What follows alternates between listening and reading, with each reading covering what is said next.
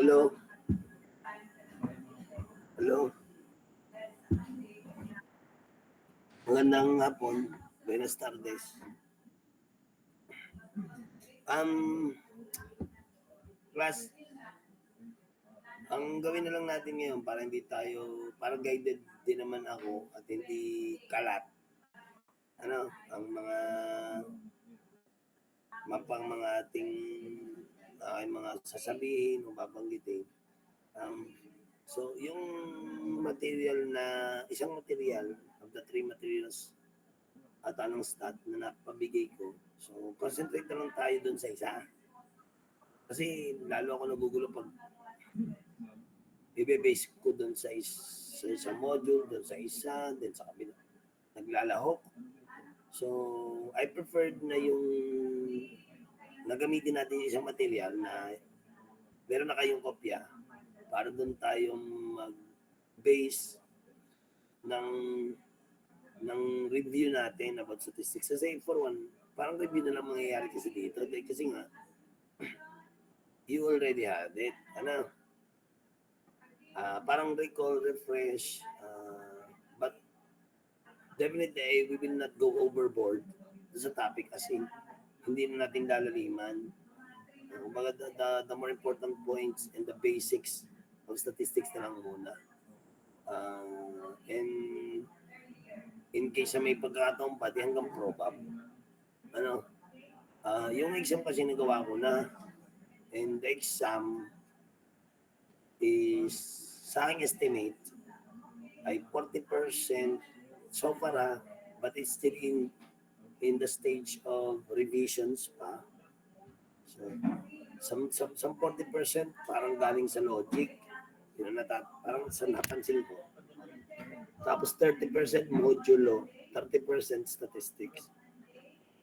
Pero I am bent on mag-add ng tanong sa stat, magbawas ako ng tanong sa logic.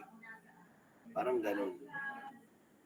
Pero ang pinupunto ko is starting any day this week, medyo nagre-review na kayo ng nire-refresh nyo na, nire-review nyo na yung mga naunang topics ng MMW, ng DIFCAL, ng chemistry. Magsimula na kayo mag-review para hindi kayo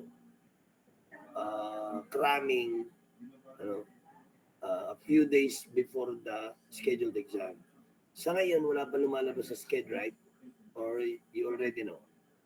Meron na ba? May nilabas? Wala pa. So, alam niyo yung schedule ng exam.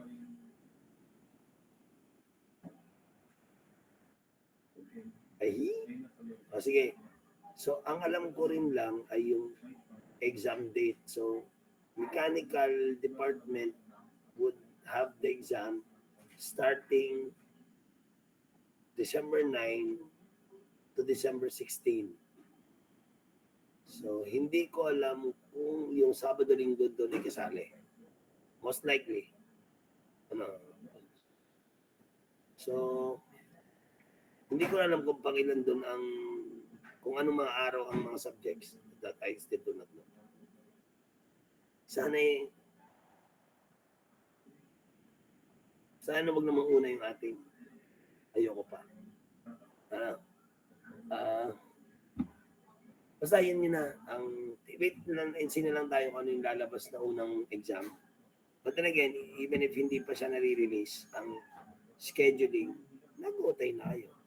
Kasi ako kasi parang ang layo-layo na ng logic. Parang kung ako yung estudyante, baka nalimutan ko na yun. So, kailangan ng balikan.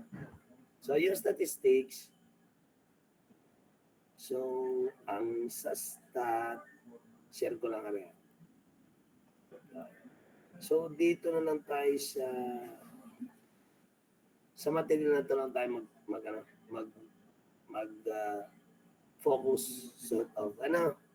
So, again, with regards to statistics, doon sa mga measure, di ba yun ay measure of this number one, measure of central tendency. mean, median, mode. Measure of variability or spread or dispersion.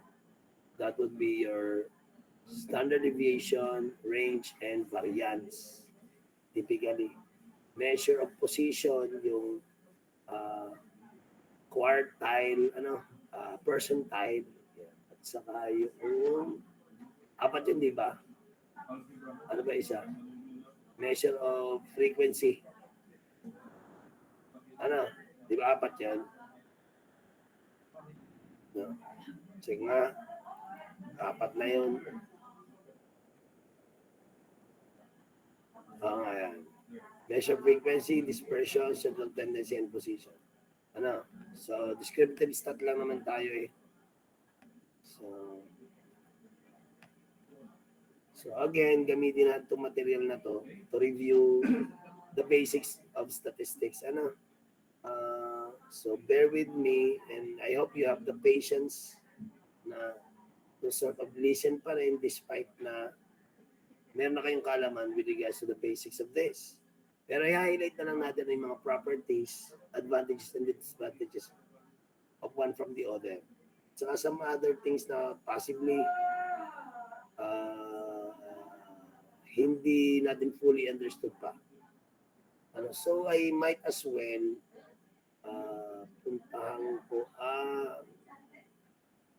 pero hindi natin ito dadaan ng toto and toto as in word for word.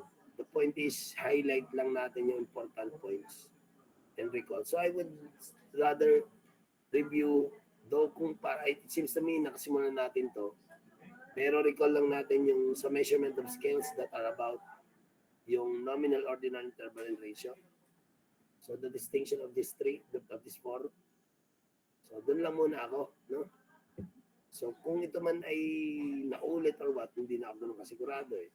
So i-review ko na lang. So class, sa pagkakataong to, wala muna tayo masyadong interaction. I will be limiting yung pagtatanong. So possibly this is more of yun nga, parang makikinig kayo. So mag-react, magtanong kung gusto, pero hindi na ako para magtanong at sagot, tanong-sagot. No? So for measurement scales, the best of them is ratio. Ratio naman yung most precise of them four. Ratio is better than interval. Interval is better than ordinal. Ordinal is better than nominal. But what distinguishes them for? Ang distinctions nila for nominal, nom, from the word nom, name.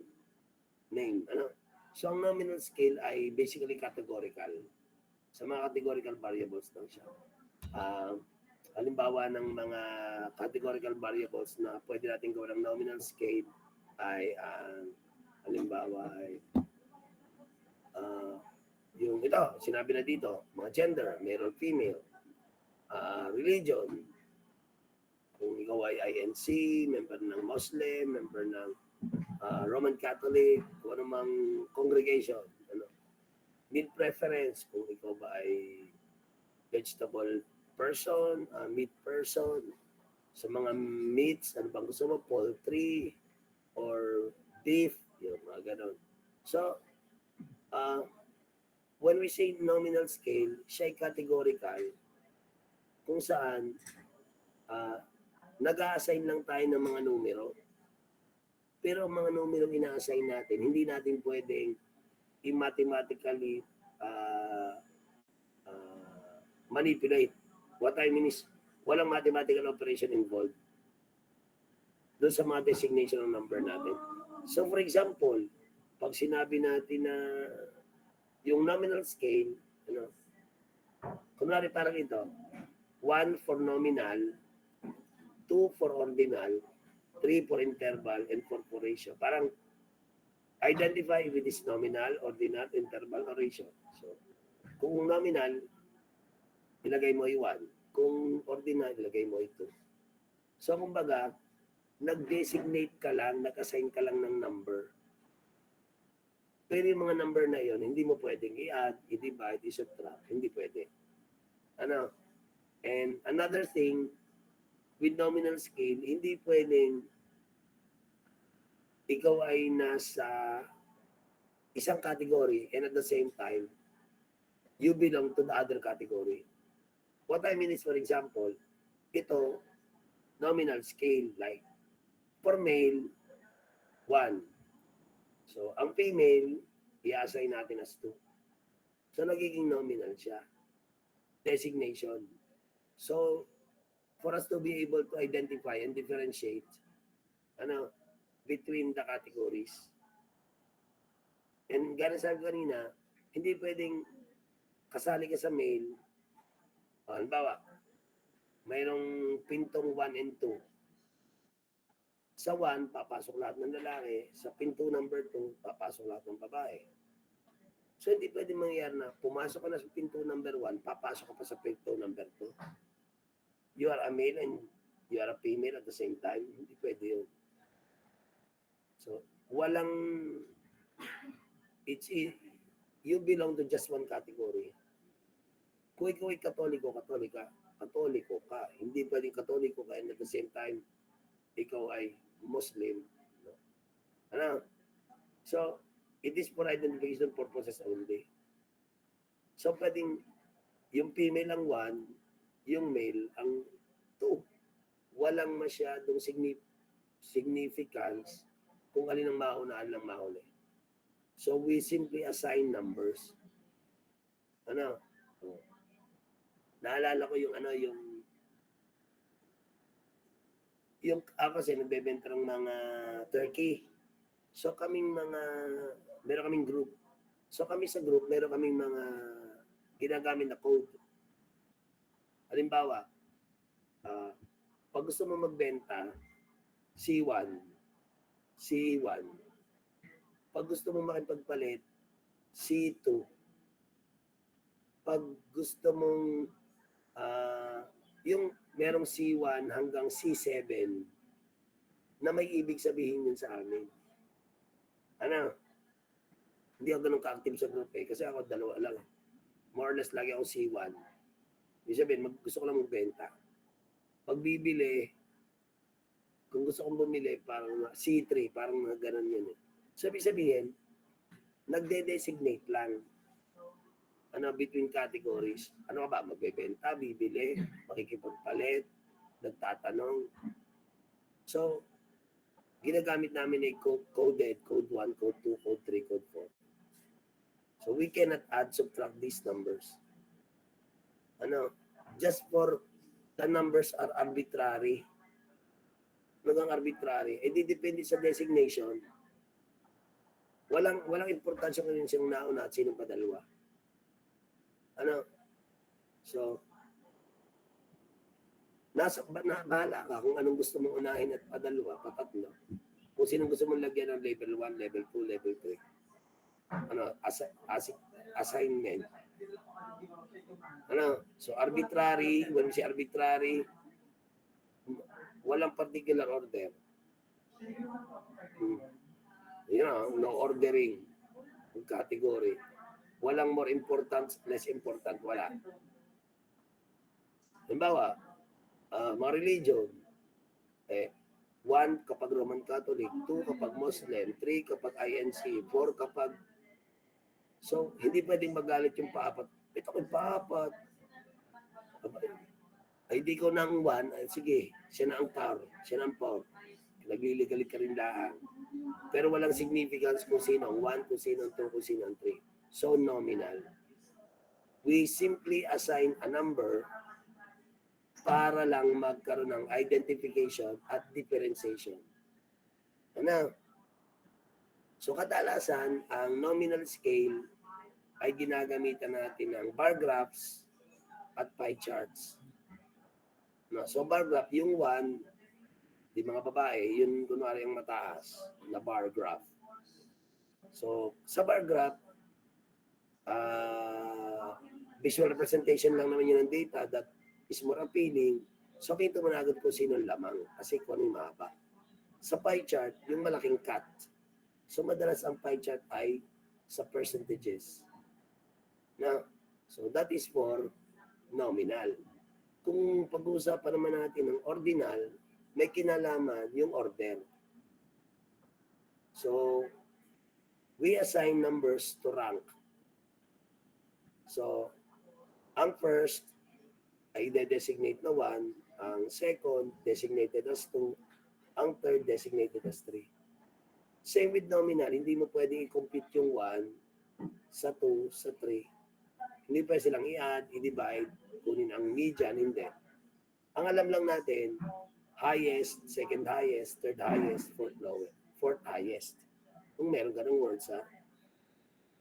Ang ordinal, increasing, decreasing, bahala ka. Ang problema lang sa ordinal, like first, second, third, we do not know what value or what magnitude separates the first from the second from the third. Say for example, yung nag-champion, umiscore siya ng 99. Yung second placer, umiscore ng 72. Ang third placer, umiscore ng 71. Ang alam lang natin, yung first ang pinakamataas. But it is forever a secret na kung dineclare lang na per second, third, hindi natin malalaman na siya pala imuntik na maka-perfect. Unless nagkaroon ng the champion garnering an average score of 99 and the second placer with a score of 72, dun lang natin malalaman. But other than that, ang alam lang natin yung ranking. We do not know the magnitude kung ang dikit na dikit pa ang laban ni first at second or napakalayo ng lamang. Yung meron kaming nilabanan sa Laguna, invitational, nagkamali, nagkaroon miscommunication, na-move na pala yung contest, kami na ang dumating sa invitational. So nahiya yung university, yung nag-invite. So kaysa naman kami umuwi na lang, we were invited to join their university-wide quiz bee. Nasabi ko, wag na lang. Ako kasi yung coach. Then sabi na, sige po, saan na kayo? Parang ma-flex nyo rin yung inyong alam. Sige, i-flex namin ang aming alam. Ang nangyari at the end, umiscore kami ng 1 to 100.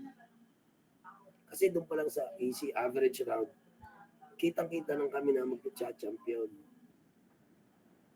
Dahil perfect na namin ang easy at average ng mga estudyante natin. Tapos at the end, umiscore kami ng 90 out of 100. Yung second placer sa amin, umiscore lang ng 42. Tapos yung third, 43. 41, 40, dikit-dikit na. So ang layo ng lamang namin, more than double. Pero wala na siyang significance dahil per second, third lang naman ang ranking. Hindi na pinahalagaan doon gaano kami kalayo. And also, hindi natin pwede sabihin ang first ay doble ang galing kaysa rin sa second. We cannot say that the first placer is 3 times more intelligent than the third one, than the third placer. No, we cannot quantify that. All we know is based on ranking, no, in descending or decreasing value, yan ang mangyayari, yan ang magiging order. So we will, yung mga values will, kung ba't siya naging first, naging second, no longer important, is no longer important.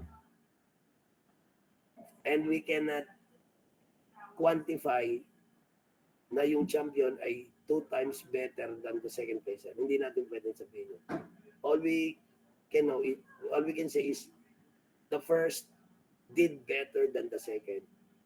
The first performed the best among the contestants. Yun ang alam natin. Now, for your extra small, so may order. Maliit, palaki. So dito mahalaga na ang order na ang 1 yung increasing. So 1, 2, hindi pwedeng random. 1 kapag extra small, 2 kapag large, edi ginulo mo. So may order. Kasamaan niya ng mga agree, disagree, ano, strongly disagree, neutral, agree, strongly agree. So palakas ng palakas. Yun yung ginagamit doon sa Likert scale. Ano? Likert scale.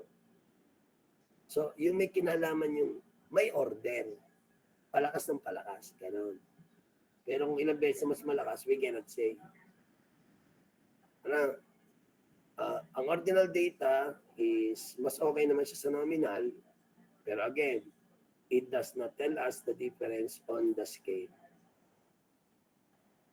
No, meaning, hindi natin alam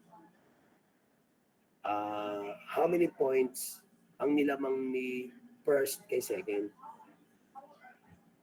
So, yung designation na 1, 2, 3, tulad niya ng strongly disagree, 1, 2, 3, 4, hindi mo pwedeng i-add, subtract, divide, no. They are just for identification purposes. Now, for interval scales, ang ibig sabihin interval scales, yung kanyang divisions, pare-parehas. Equal divisions. The point that separates between 1 and 2 and the point that separates between 2 and 3 are the same. So, ang halimbawa ng mga interval scale ay yung rating. Sabi sa atin, example, rating scales. O, i-rate mo nga from 0 to 10. So, yung layo ng 1 sa 2 at layo ng 7 sa 8, parehas lang yung layo na 1. Ang interval nila ay 1 by 1, 1, 1, 1, 1, 1, 1. Interval scales. Kaya lang sa kaso ng grades, na interval scale, hindi consistent eh. Di ba? Di ba ang grades natin, ano bang halimbawa? Kapag 75 to 77, ang kanyang tatlo, di ba? Iyan ang anong grade dito? 1 po, ito ay 3. Tapos ang 275 na marka ay 78, 79. So dalawa lang. Tapos ang pagitan ng pinaka 2.5 kapag ang grade mo ay 80 hanggang 82.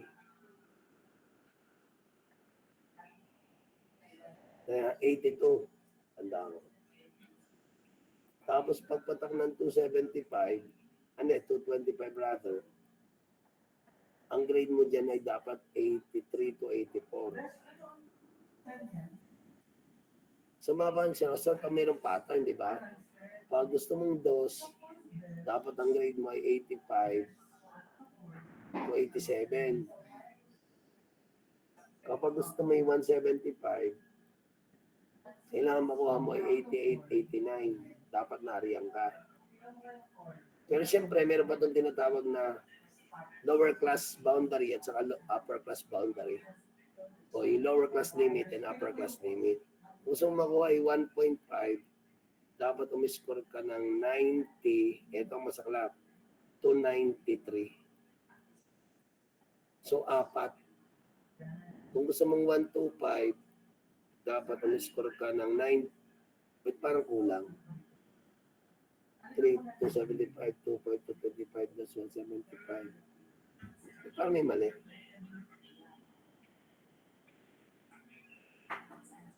Parang dos ito. Bigyan nga, 7.7, 79, 80, 83. Ang alam ko, 83, 84 to sadya eh. Tingnan natin sa sa syllabus. Yan. 7.77, 78, 78, 88. Tama ako, 83, 84. 85, 87, 88, 89, 175. 90 to 93. Okay. 94 to 97 pala.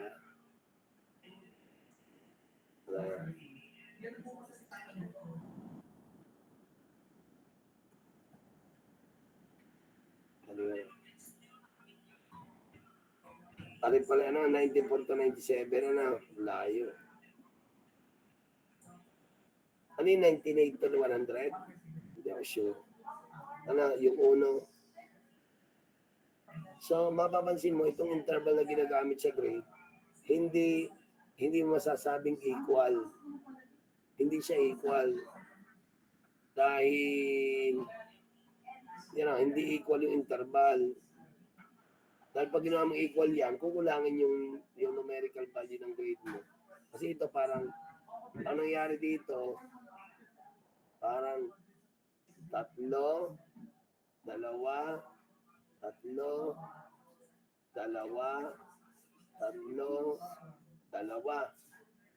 Tapos 4, 4. 4, 3. Although may parang 3, 2, 3, 2, 3, 2. Dapat to 3, 2 din. Kukulangin. Kaya dinikit-dikit na nila. So, napakalayo ng 93. Yung upper class limit dito ay 93.5. Napakalayo ng 93.5 sa lower class limit na 89.51. So, ang laki ng kanyang spread. Ilang points yan? 4%. Samantalang yung iba, di ba? Ibig sabihin, napakadali kay 89.5. Yung kanyang upper class limit, 89.5. Napakadali sa kanya. Konting-konti na makakatawid na siya sa 1.5. Di ba? Pero pag napupunta ka sa 1.5, ang tagal bago makaalis sa 1.5 para ka maging 125. Ang layo. Napakalayo. Ang daling tumawid, 8889. Kung dalawa lang ang lagay mo, 1.5 ka na. Eto, nagdagdag ka na ng 3, hindi ka pa makaalis. So, interval pa rin niya. Kaya lang, sa kasong to, hindi nga lang siya equal ang interval. Pero ang punto lang natin is, siyempre, yung nagse-separate sa 75, 76, 76, 77, ay 1%. Tigo 1%.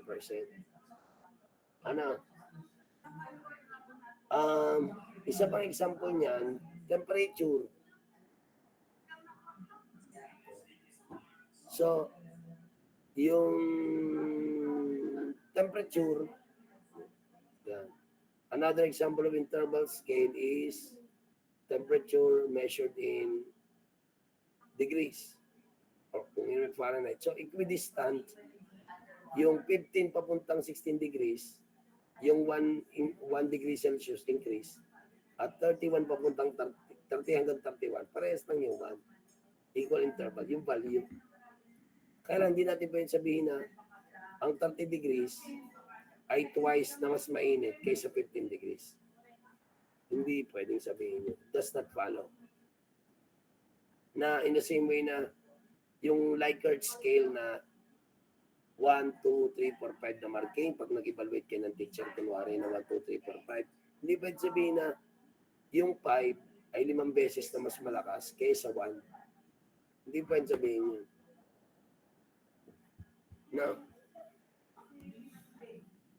Now, for ratio scale, kasi nga, sa kaso ng interval scale, hindi mo masasabi mo lang na siya ay mas matalino. Pero, how many times na mas matalino, you cannot say. Masasabi mo na he did better, but how many times better? No, you cannot say. You cannot quantify.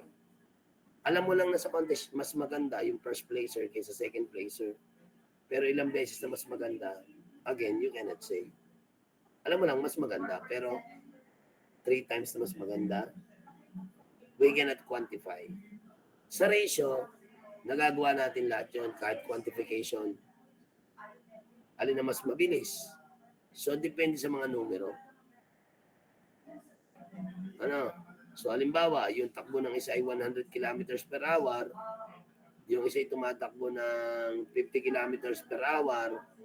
So, by the ratio scale, masasabi natin na comparison of the values, any two values, masasabi natin how faster, ano, yung isang bagay. Ito yung ginagamit ito madalas sa yan, mass, time, distance, and speed. Mas malayo. Di ba? Kunwari, ang Maynila, Batangas, Manila, and Batangas, Tarlac. So, mas malayo ang Tarlac twice than Manila. Mga ganun. So, nakagamit tayo ng ratio scale kasi may mga values tayo that we can compare. Halimbawa, yung height. Yung height ng building ay 30 meters. Yung isang building ay 60 meters. So, masasabi natin na twice higher. So, nagre-ratio scale tayo. Kaya lang ang ratio scale, siyempre, kung halimbawa, ang score mo sa exam ay 0, it does not mean wala kang alam. Nagkataon lang na doon sa mga tinanong, hindi mo alam ang sagot. Yun lang yun. Pero it does not mean na wala kang talino. Sabi nga nila, halimbawa nagkaroon ng spelling quiz bee, ikaw ay nasiro dun sa 1 to 10, it does not necessarily follow na hindi ka marunong mag-spell. Nagkataon lamang, so relative doon sa naging test. Nagkataon lamang na yung itinanong ay hindi mo alam ang sagot. So, ang masasabi natin sa ratio scale, nasasabi natin yung comparison like yung 30 milligrams na gamot is 3 times as strong as your 10 milligrams na gamot. So, naka-compare natin. Yun. So, yun yung sa tatlo. No? So, measure of central tendency, siyempre ito na yung alam na natin, mean, median, mode. So, with mean, median, mode, ang habol natin dito other than review, knowing na ang mean ay average, average or arithmetical average, what we do here basically is we add the values, then divide it by the number of addends. So, ito lang, in-add mo lang yung mga variables and divide mo kung ilan yung set na yan. So, in that case, we simply apply what basic understanding we have with regards to mean. So, averaging this, so you have the 6 plus 7 plus 8 plus blah, blah, blah, divided by the number of the items. So, 10, x over bar is representation for the mean. You have 6, 7, 8, 10. This would be 127 divided by 10 will give you 12.7 as your mean in example number 3. Now, ang kaso nga lang ng mean, madali siyang nai-impluwensyahan ng mga values na sensitive siya doon sa changes sa kahit aling mga addends. I-alter mo lang yung isang value dyan, gagalaw na yung mean. Tapos, apektado siya agad ng mga extremes. Like, for example, merong contestant number 1, contestant number 2, contestant number 3. Tapos meron tayong judge ng A, judge B, judge C, judge D, judge E. So sa pagkuha ng mean, halimbawa, si contestant number 1, iniskura ni A ng, sabihin, ito yung halimbawa na lang application class. So iniskura kunwari si 1, iniskura ni A ng 7 sa 1 to 10. Iniskuran siya ni B ng 7.1.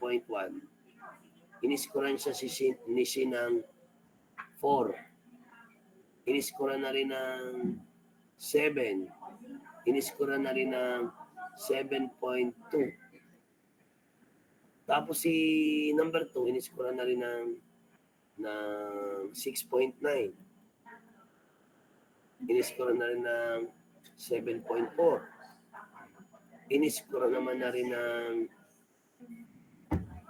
ng kunwari ay 7. In-score na rin ng 6.9.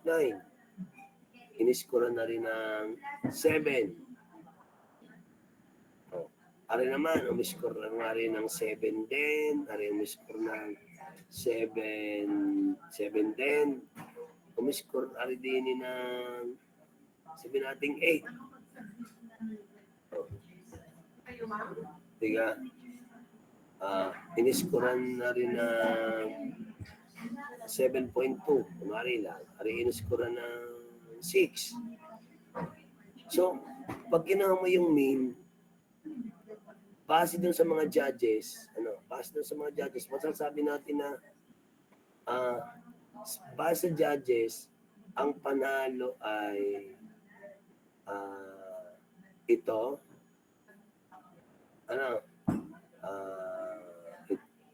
Dinesia, ay si 3, Dini ay si 3,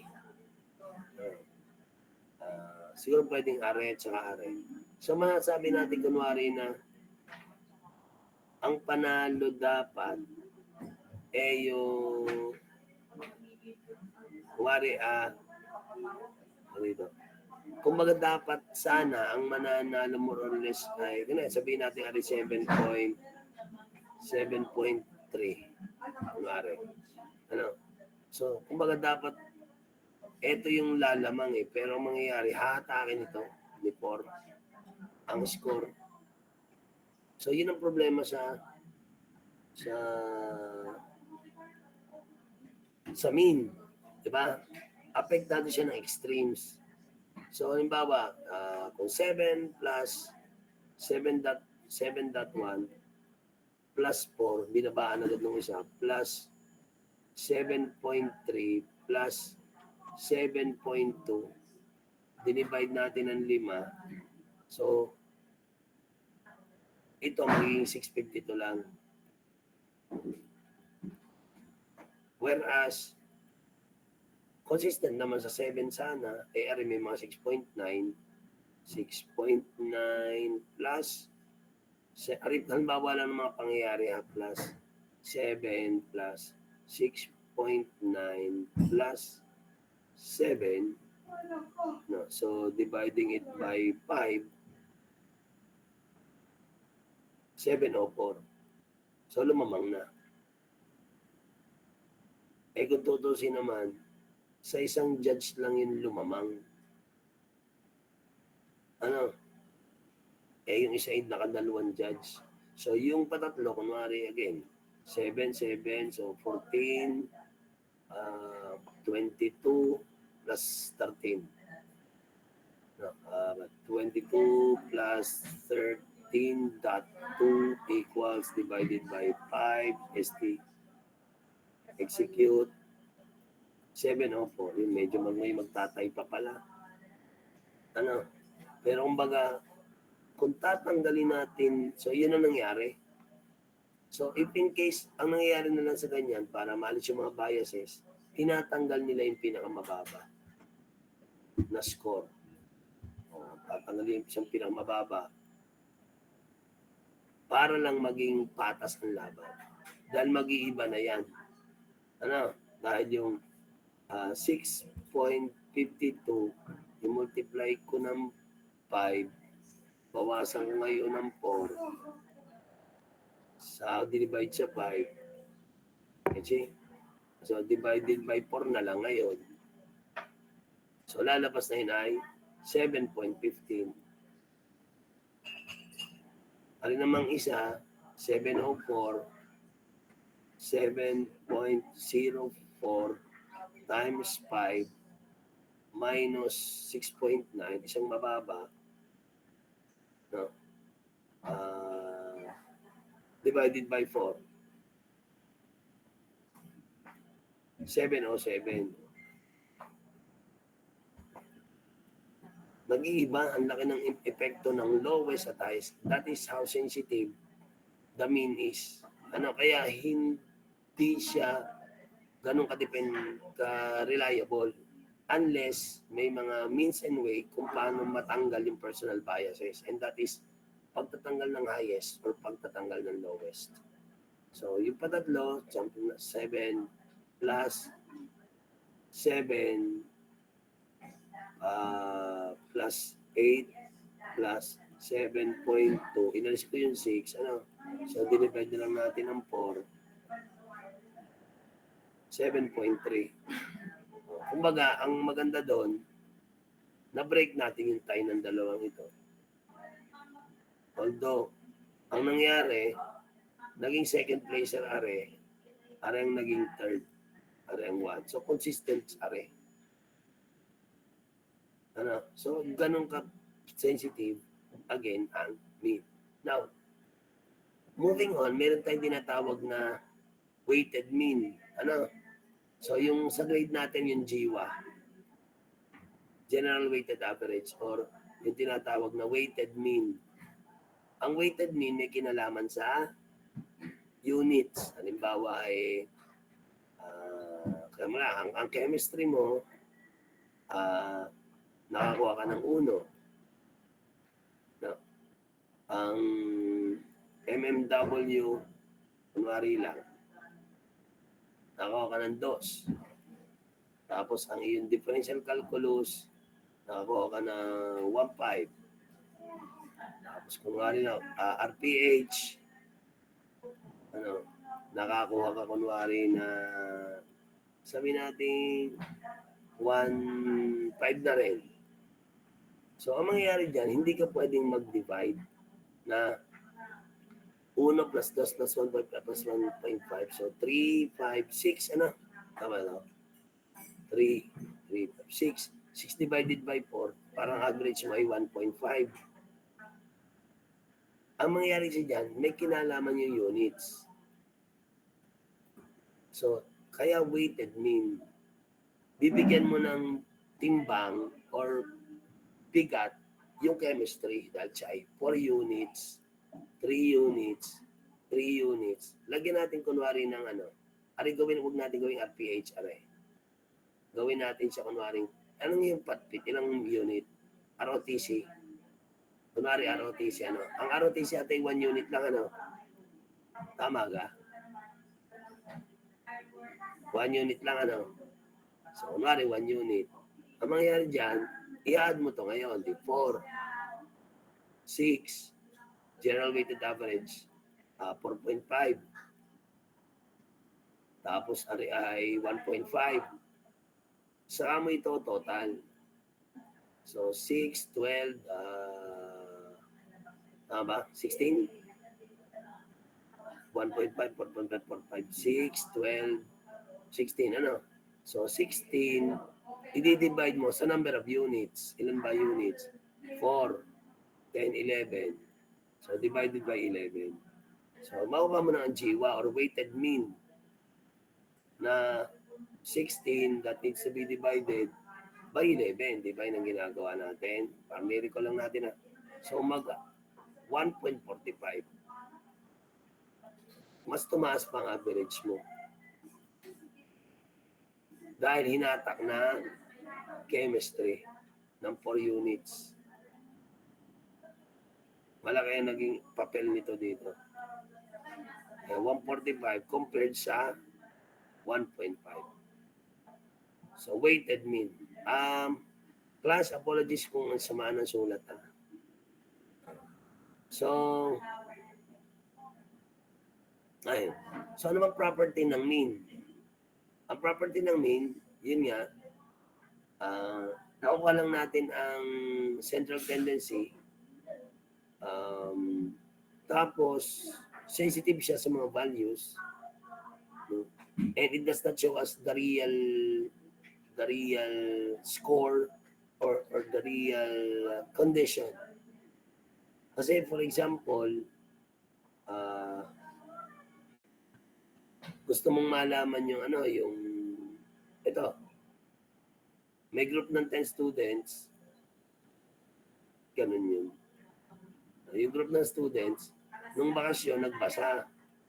Sinabi na merong isa nagbasa ng 3 libro, 2, 5, isa yan. 23 yung nabasa ng isa. So, kung anong ginawa nun ng bakasyon, bumasa ng bumasa. So, ang mangyayari dyan, pag gusto mong malaman yung average or yung mean, ilang libro ba nabasa nila? So, you add them all up, then divide by the number of yung respondents. Ano? So, lumabas 4.7 or approximately 5 libro ang nabasa. So, hindi siya nagbibigay sa atin ng tama na pangyayari. Because kung sinasabing nag-average sila ng 5 libro, bawat isa ay 5 libro nabasa, eh paano naman ito? Itong isang ito. Hindi nga siya nagbasa, tapos sasabihin mo, bawat isa sa kanila nakapagbasa ng 5 libro. So it doesn't give us yung totoong nangyari. Eh 5 kada isa, eh merong hindi nga nagbasa yung isa.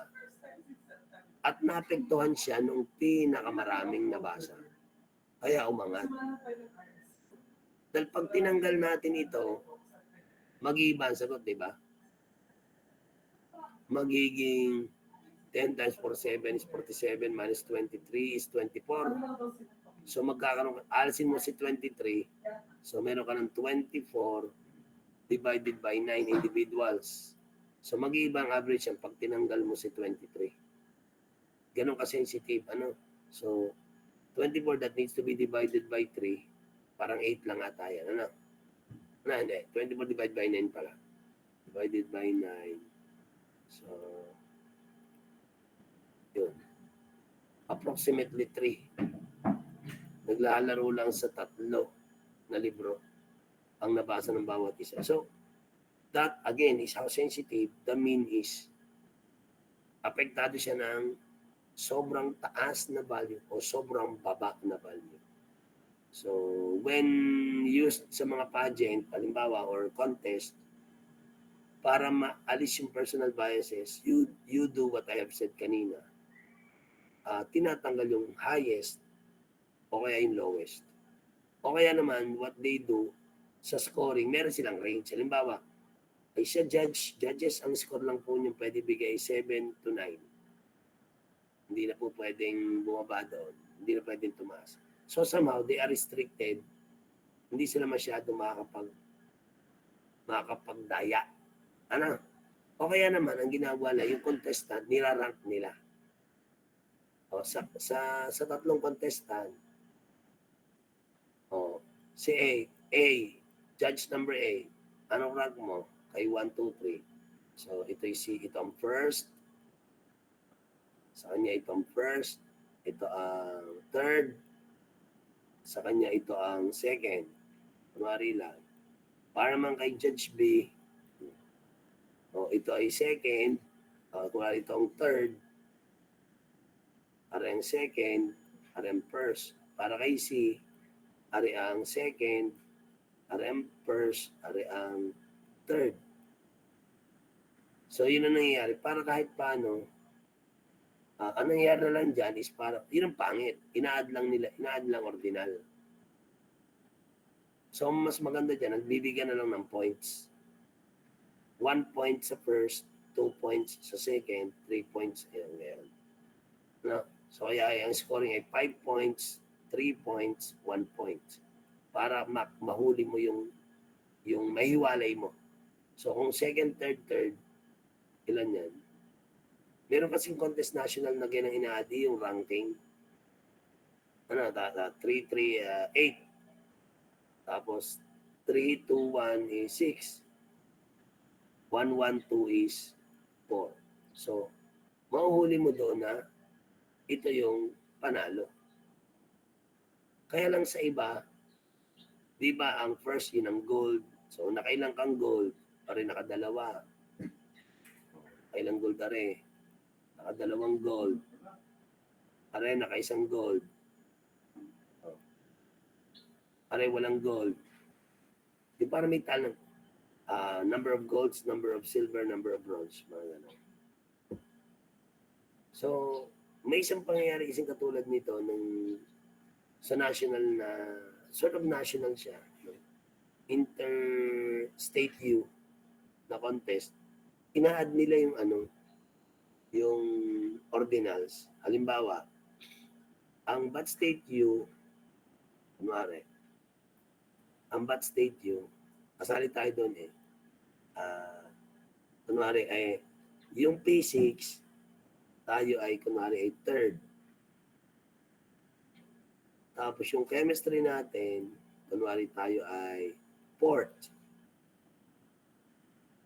Tapos, hindi, gawin na third gawin na lang natin yung fifth. Kasi nangyari na to dati, no? Na kunwari, ang physics natin ay nag-fifth. Yung panlaban natin ng math ay fourth din. So wala pang medal na nakukuha ang Bat State yun. Tapos ang biology natin, kunwari nag-rank 8. Tapos yung Bulacan, meron silang second, may silver sila. Tapos kunwari ang chemistry nila ay may third, so may medal ulit sila. Pero ang math nila ay nag-10. Tapos yung kanilang biology, pang-17. Kunwari ganyan. So parang ganyan lang. Kunwari ang Nueva Ecija, siya ay may isang first, ang P6, tapos ang chemistry niya ay pansiyam. Ito yung halimbawa ng pinag-usapan natin, pero nangyayari sa tunay. Tapos ang math kunwari niya ay pang-14.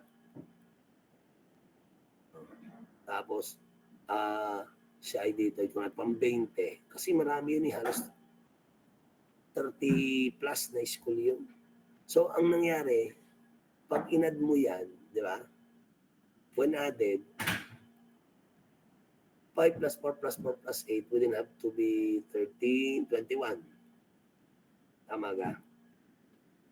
2, 3, 10, 17 is 27, 32. 1, 9, 14, 20 is 34, 35, 44. So, anong nangyari? Wala tayong iniuwing, walang medal ang contestant natin. Pero tayo ang overall champion. Nangyari yan.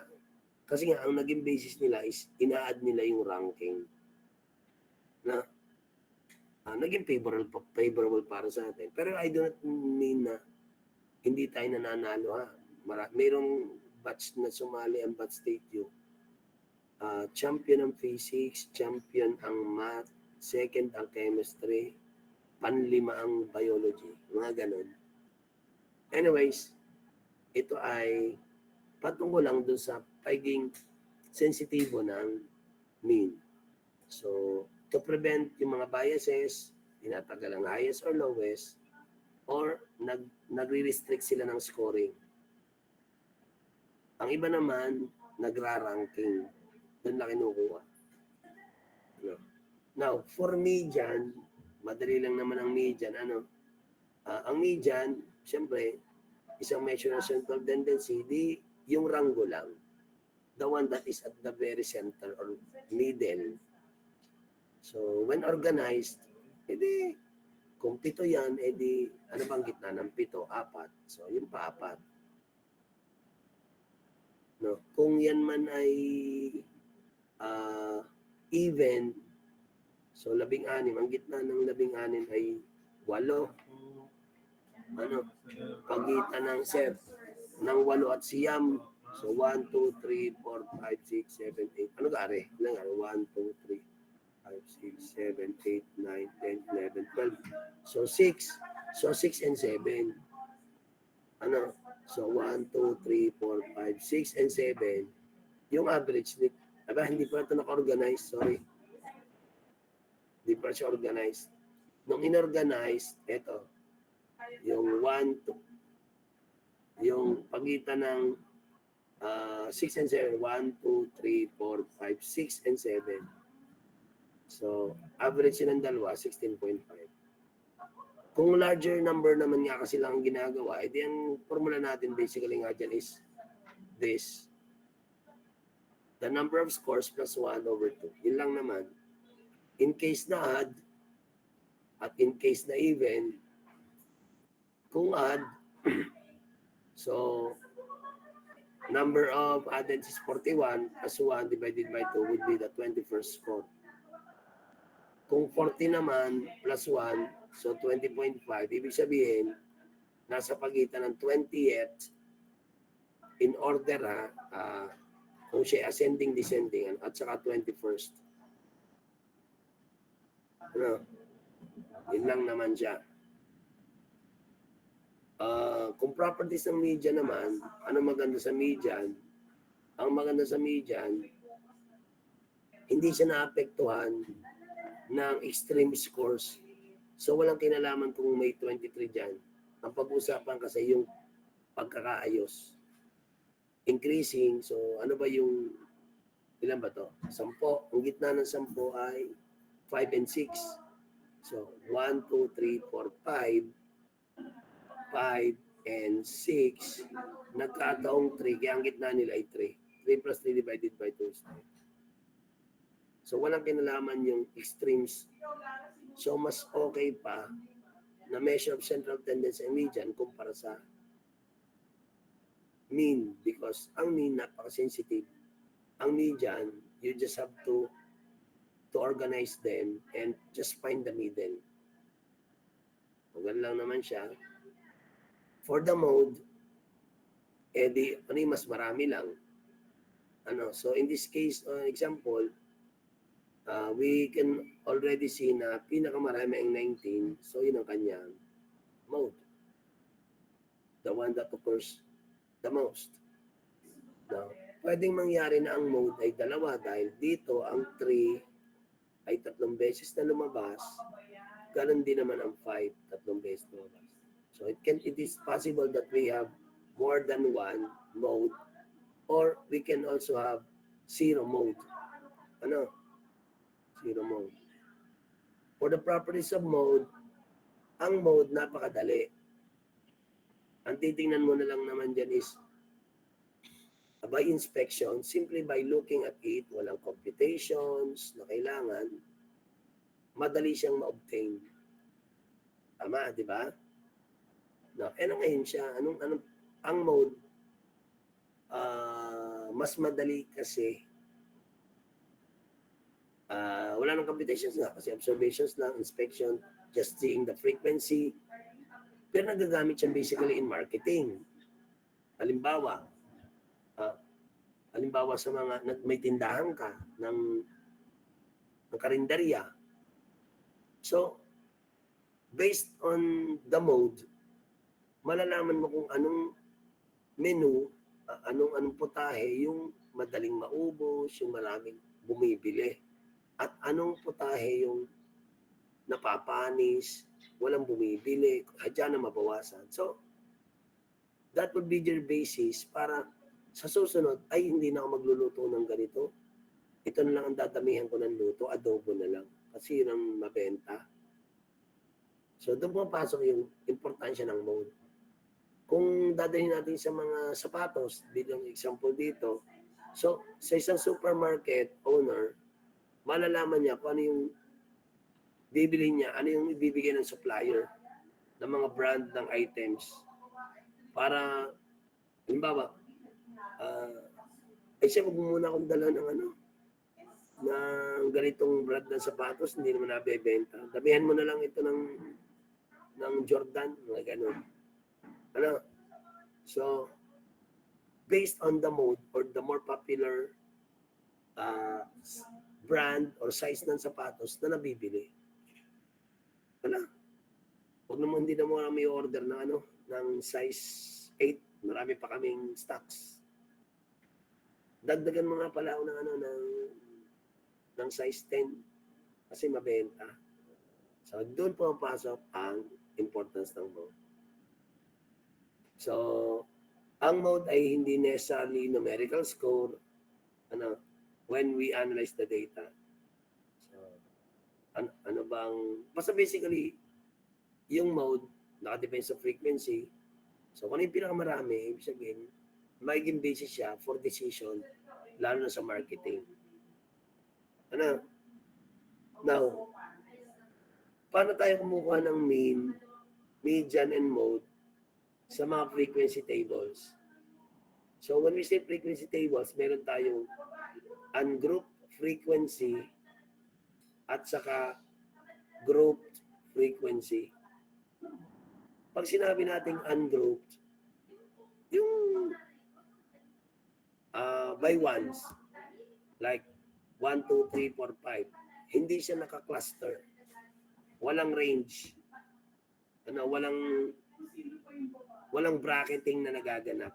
So, isang halimbawa natin ng ungrouped frequency ay yung die, dalawa dice, kapag isa die. Yung die, itinos ng 40 beses. So, lumabas ang 1, lumabas yung 2, yung 5, yung 4, yung 3, yung 6. So, nilista niya yung frequency. Lumabas ang 1, 8 beses, yung 2, 5 times, so on and so forth. No? How are we going to get the average from that ungrouped frequency? Ano bang average na lumabas? 1, 2, 3, 4, 5 ba? So, what we do with this is we multiply X by the frequency. So, 1 times 8, 8, 5, 10, 27, 24, 35, 30.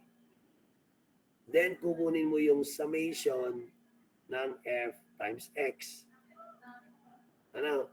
So, pag tinotal mo yan, 8, 10, 18, 18, 45. 45 plus 35 is 80. 104, 134. 134 divided by, ilan ba yung frequency lahat-lahat? 40. So, makukuha mo ngayon ang iyong mean dito. So, that would have to be 134 divided by yung 40 tosses ay 335.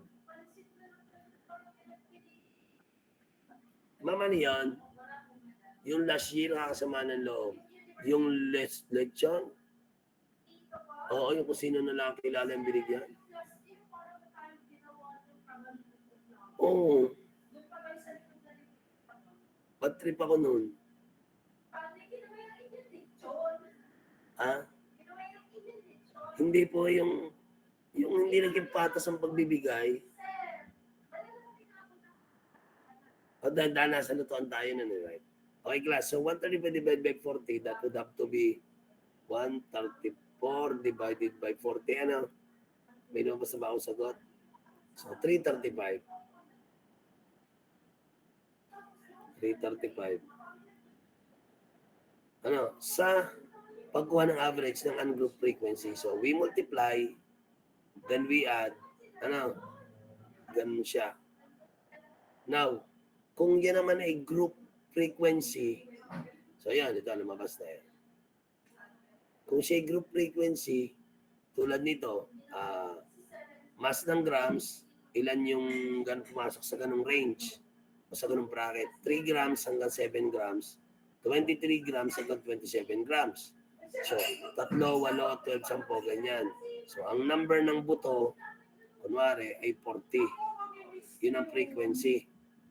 So, paano natin kinukuha ang average niyan? So, what we do with this ay kinukuha natin ang midpoint. So, ano bang gitna nitong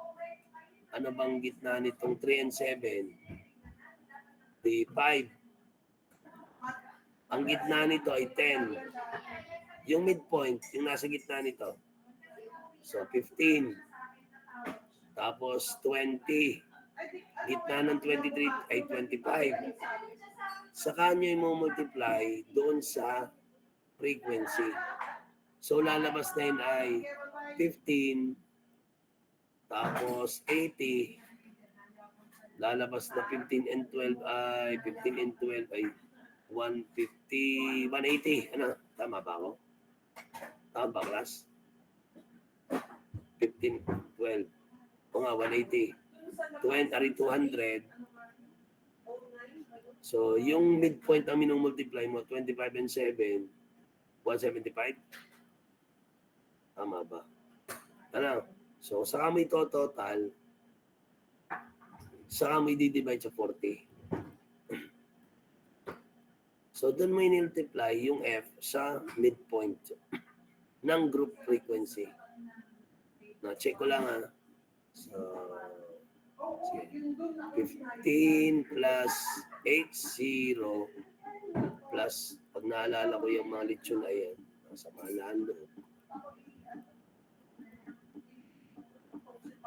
Akala nyo po yung iba hindi mga nakakatikim. So, divided by 40. Ano? Madilim na pa. 1625. So, lumalabas na 1625. Yun yung 1625 means ang kanyang mean ay pumasok sa dito sa range na to. Ano, yung 1625. Nagaling dito. Ano bang pinagalingan na? Times 40. So, ang pinanggalingan niya ay 650. So, yun yung proseso kung paano tayo nagkukuha ng mean sa group frequency. So, ang alam lang natin, alam natin na tatlo yung pumasok sa 3 to 7, pero hindi natin alam kung yung baga naman ay 3 grams, ilan ang 4 grams, ilan ang 5 grams, o baka naman walang 7 grams. So, that we do not know. Alam lang natin, nasa loob lang siya. Nung ginawan mo ng tali. Ano? So, yun ang pagkuha ng averages or mean ng group at ungroup data. So, ito yun yung kanina. Ano? Nariyan din naman yung pinagsusulat ko.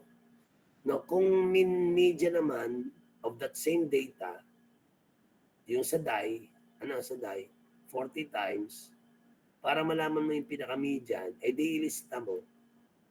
Meron kang 8 1, so nakatali siya.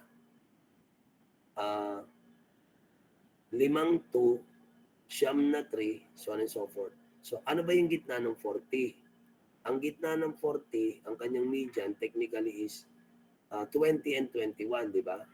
The 20th and the 21st. So are you going to know the median kung nakatali? So ang titingnan mo, yung 8 plus 5 plus 9, magkano na agad yan? 22.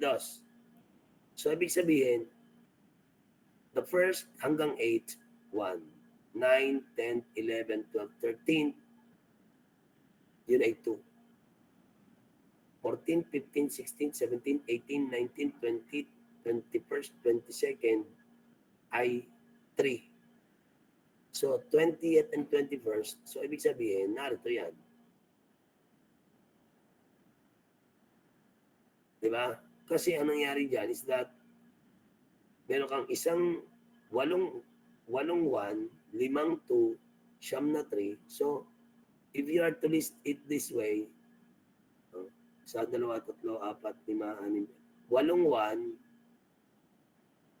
5 2, diba? 9 3, umaba pa yan. So, dito, huli mo na agad yung 20, kasi 8, 5, 13, 14, 15, 16, 17, 18, 19, 20, 21. So, yun na nga yun. So, yung pag inilista mo siya, so the 20th score is 3. So, the 20th is 3 and the 24th is 3 also. So, the median is 3. Just like what we had dito.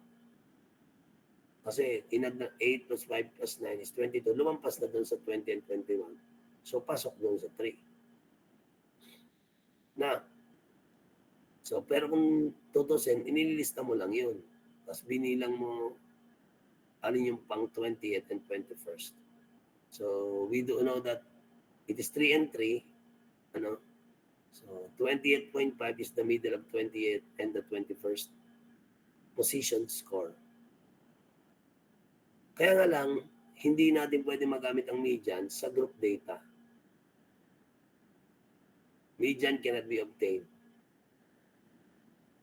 For mode, sa mode naman ng frequency distribution, tulad ng ungrouped at saka grouped, madali na. Dahil titingnan lang naman natin ay yung occurrence, di ba? So we can say that na sa table pa lang na to, alin ba yung pinakamarami? Eh di ito. Sa group data, ganun pa rin.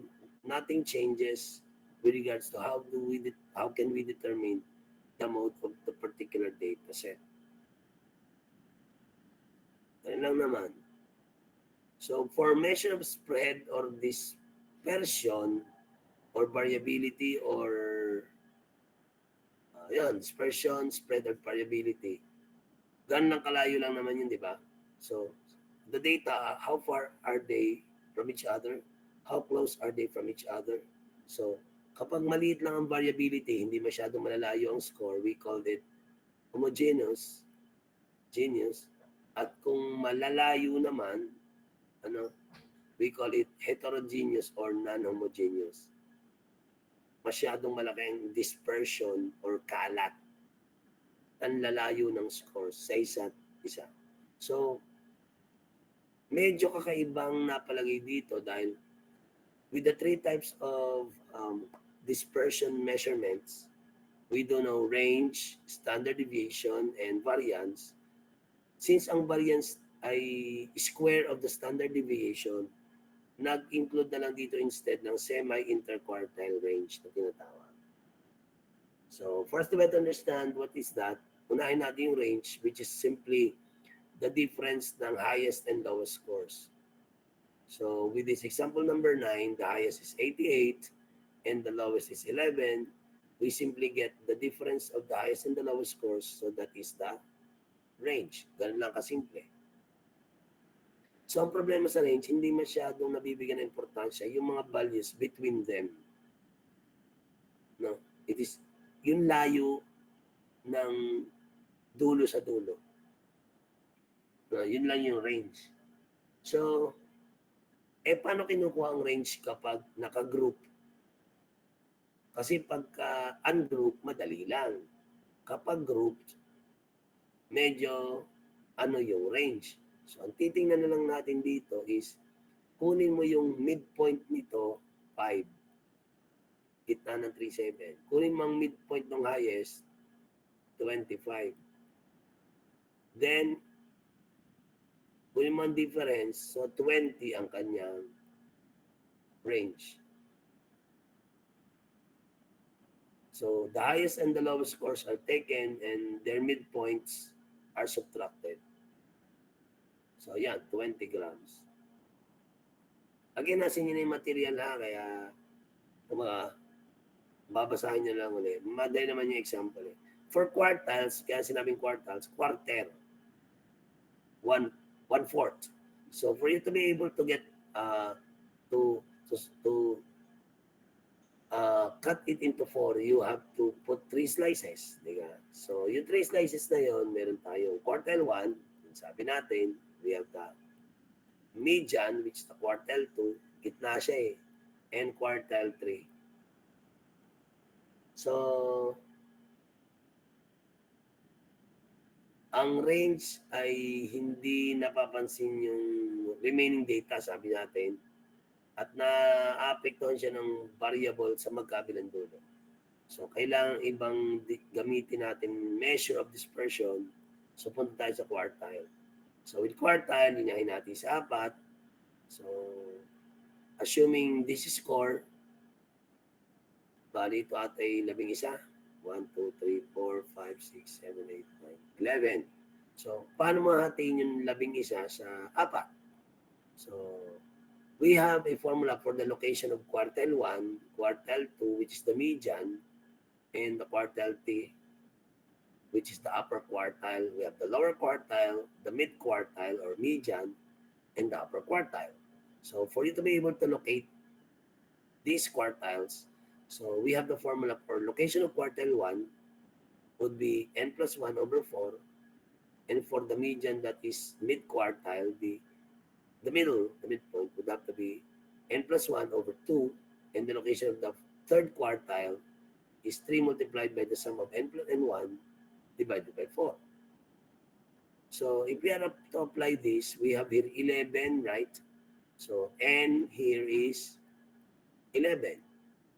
So kung i-apply na dito, this would be n plus 1, so 12 over 4 equals 3. So location is the third. So first, second, third. Yung ito, 11 plus 1 is 12 uli, divided by 2 is 6. So titingnan mo yung sixth. Ano? So 1, 2, 3, 4, 5, 6. Nasa pa-6. At ito, 3 times 12, because 11 plus 1. So 36 divided by 4 would give you 9. 9, right? So 1, 2, 3, 4, 5, 6, 7, 8, 9. So yung formulang ginagamit. Kung semi-interquartile naman, interquartile, between quartiles. So meron tayong tinatawag na upper quartile and lower quartile. Alin yon? Yung Q1 at saka Q3. So para makuha mong IQR or interquartile range, masasabi natin na sa pagitan ng quartile 1 at saka quartile 3, nasa pagitan yan ay 50% ng data. Diba? Yung nasa pagitan ng 1 and 2. So, ignoring the lower values and the high values. So, sinusukat natin yung spread para hindi maapektuhan ng matataas at mababa. So, interquartile will have the difference in Q3 and Q1. And for the semi-interquartile would be half of that. 1/2 of the difference of the two quartiles. So, as an example, we have here value, 16 na numero yan. So, pag hinati mo yan, 16, hati sa 3. So, 4. Apatan. So, 4, 4, 5, 5. So, dito yung hati. Dito. Sa dito. So, dahil hindi siya tumapat sa mismong numero, tulad nito, hindi tumapat sa mismong numero, yan, 4, 4, 5, 5, blah, blah, blah. Ang magiging median nito, yung magiging Q2 ay 9.5.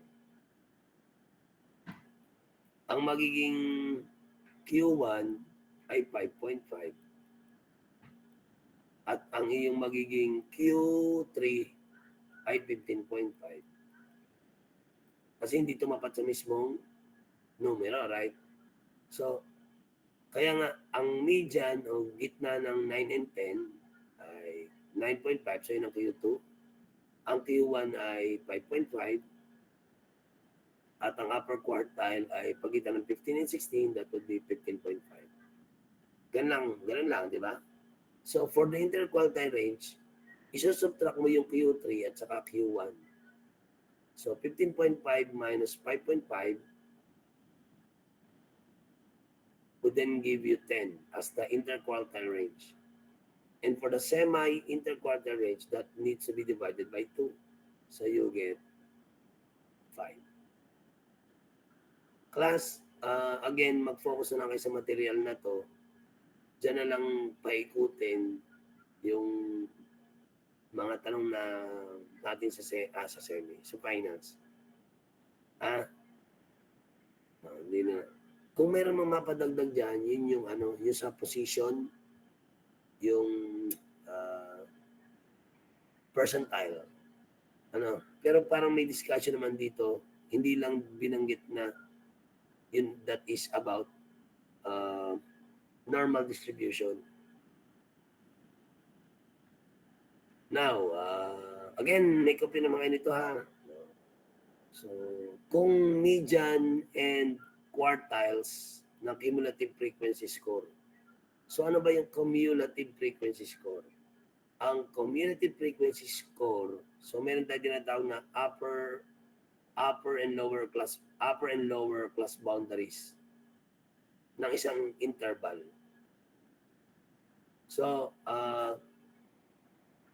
like halimbawa, ito, merong mga marka, halimbawa itinali yung mga estudyante, 50 students, 50 students, tapos ilan yung may score ng 6 hanggang 10 points. So, hindi siya tigigisa. So, 6 to 10, 11 to 15. So, ilan yung estudyanteng nakakuha ng score between 6 and 10? From 6 to 10. Ilan ang may score ng 11 to 15? So, yun yung frequency. Now, meron nga itong mga lower class boundary or lower class limit at saka upper class limit o upper class boundary. Dito, kinuha yung upper class boundary, meaning hanggang saan ba yun? 6 to 10, hindi yan exact. So, 6 hanggang 10 and a half. 11 hanggang, actually ay 10.5 to 15.5. Pero kinuha lang natin is upper class. Na, para sa grade, halimbawa nakuha mo ay 77, 3. Pag 77.5 to 75 ka na.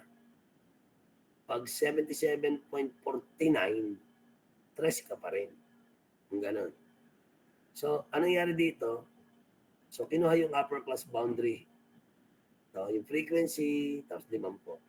Pag sinabi natin cumulative frequency, na-add siya. O, 0, 0. 0 plus 2, 2. 0 plus 2 plus 5, 7. Plus 10, 17. Plus 14, plus 9, 40. 40 plus 5. So, cumulative frequency until such time na pumalo na doon. Now, ano ngayon yan? Ang ginagawa natin para malaman natin ang median at mga quartiles ay i-multiply natin yung upper class boundary, in this case, x. Upper class boundary, i-multiply natin sa cumulative frequency.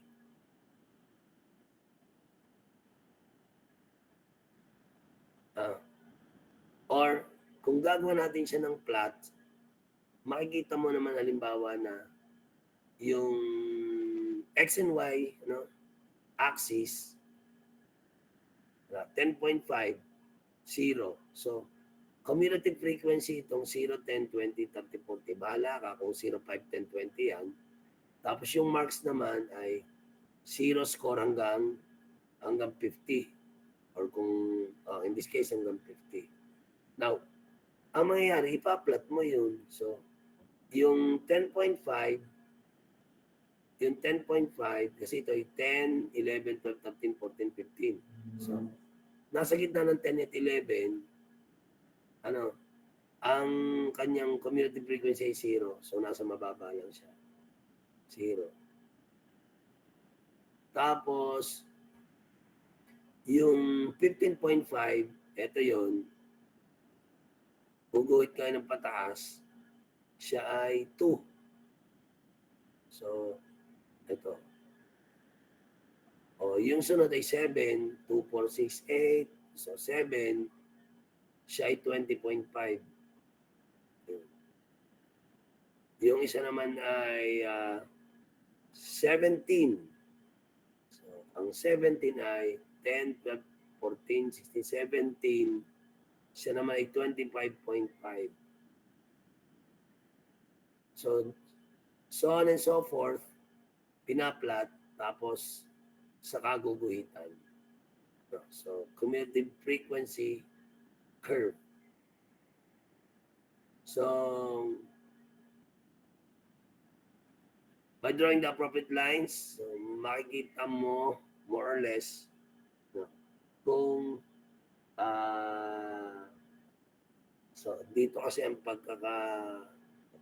may binigay sa ating paraan. So, yun nga, pre-nut. So, determine the upper close boundary, calculate the cumulative frequency, then plot it, then join it. So, yung curve yung pinakita natin. So, ang points ay 10.5 and 0. The X and Y points. No, X and Y. So, ang median ay magdodraw ang horizontal line sa 25 o kalahati ng 50. A vertical line from the point the line meets the curve. So, the vertical line from the point where the line meets the curve. So, 27.5 daw.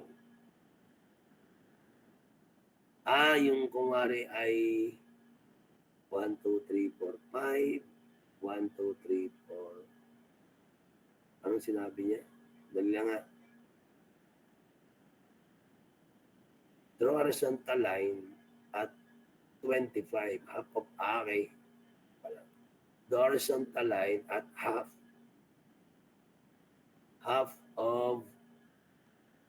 of 50. So 25, di pagitan na rin. Di gagawin ka daw doon. Yun yung tinamaan. So yung tinamaan na yun. Kasi kung sa 1 to 50, ang kalahati niya 25, horizontal line, kung saan niya tinamaan yung linya, yung curve. So ang tinamaan niya doon is parang nasa 25, 26, 27, something. Hindi naman accurate yung pagkakaguhit ko eh. Kaya nasabi niya na yun ay ang median, kalahati ng 50, 27.5. Kung malalaman mo naman daw ang 539 na pala. 530 lang tayo, no? So, ito rin yung nangyari in a similar fashion, the upper and lower quartiles ay pwede malaman for the line at 37. So, di yung 1 to 50, ano ba ang 1/4 niyan? 12.5. So, yung 12.5,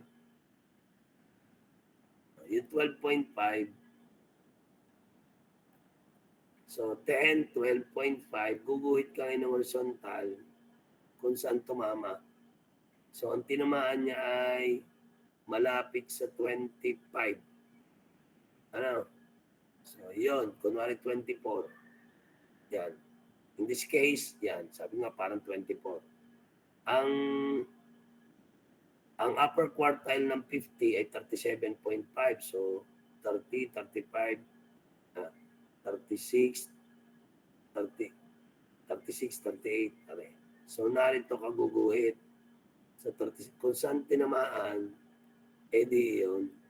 So, anong tinamaan? Nasa mga 34.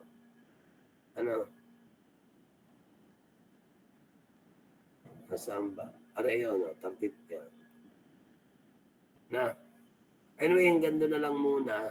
Sige, tuloy na lang natin bukas. Ito naman again, hindi na ako lumayo dito sa example na to. I no longer give entertain some other examples other than this kasi kompleto na to okay na to sa nakita ko. Na aralin na lang So bukas, standard deviations hanggang probab niya. So you already have the copy again as what I have said. So tuloy na lang tayo bukas. So thank you for listening. Thank you for patiently listening, for staying despite na I know, kapag one way lang ang communication, at ikay nakikinig, makakatamad. I understand. So, ang maganda lang doon, di makita mo kung ikaw pala yung matyagang makinig. And that is one thing na mahalaga din naman sa tao. Patiently waiting, patiently listening, di ba? Thank you. Bukas na lang just in case may mga tanungan tayo. Ano? So, good luck. Salamat. Have a nice and enjoy the rest of the night, of the day. So, class dismissed. Again, thanks. Thank you po, sir. Yaman na. Thank you po. sir.